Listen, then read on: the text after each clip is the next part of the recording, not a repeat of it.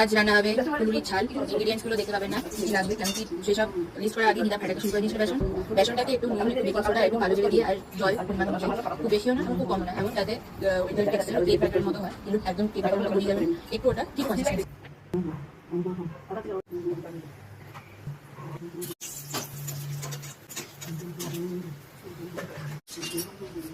তো ফুলুরি ভাজার পর কখন সর্ষেটা বেটে ভিজানো হয়ে গেছে, সেসব আমরা জানতে পারিনি। আপনারা ধরে নিন ওই সর্ষে নিয়ে ওটাকে মিক্সিতে গ্রাইন্ড করে দেবেন। গ্রাইন্ড করে নিয়ে ওটা একটু জল দিয়ে ভিজিয়ে রাখবেন, তারপর ওটা যেরকম দেখাচ্ছে সেরকম চেখে নেবেন।